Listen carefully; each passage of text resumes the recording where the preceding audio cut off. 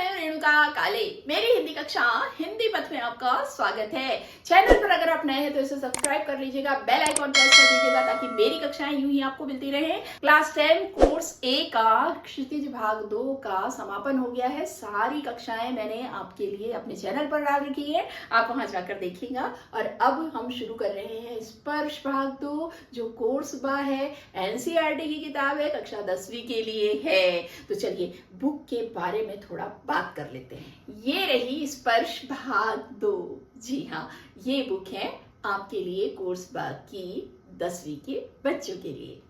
जैसा कि क्षितिज में था ना, गद्य खंड और काव्य खंड, इसमें भी है गद्य खंड पद्य खंड।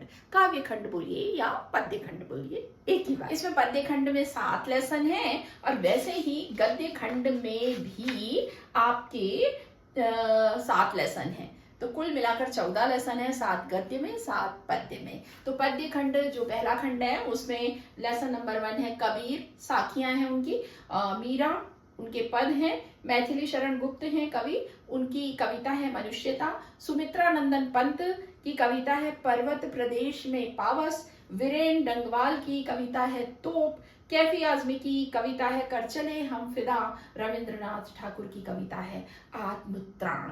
उसी तरह गद्य खंड में इस बुक में जो लेसन है, लेसन नंबर 8 है प्रेमचंद, बड़े भाई साहब, इनकी कहानी का नाम है सीताराम सेकसरिया, इनका डायरी का एक पन्ना, ये लेसन है।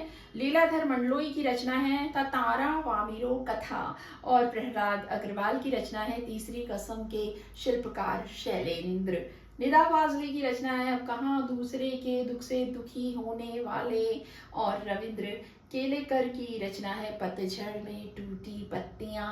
इसके अंतर्गत 2 रचनाएं हैं, गिन्नी का सोना और झेन की देन। हबीब तनवीर की रचना है कारतूस जो कि है एकांकी। तो इस तरह से हमने ये देखा कि ये स्पर्श भाग 2 में इतनी रचनाएं संकलित है, 14 लेसन है। अब मैं ये देखूंगी जब आपके लिए क्लास बनाऊंगी ना, तो ये देखते चलूंगी कि भाई कोई संशोधन पाठ्यक्रम में तो नहीं हुआ है, कुछ लेसन ओमिट हुए हैं यानी हटाए गए हैं, तो उनको छोड़ते हुए हम पढ़ते चलेंगे, या अगर उनको पढ़ेंगे भी तो मैं जरूर आपको बता दूंगी कि ये लेसन हट गए हैं। तो हो जाइए तैयार, जल्दी ही हम लेकर आ रहे हैं पहला लेसन साखी कबीर की।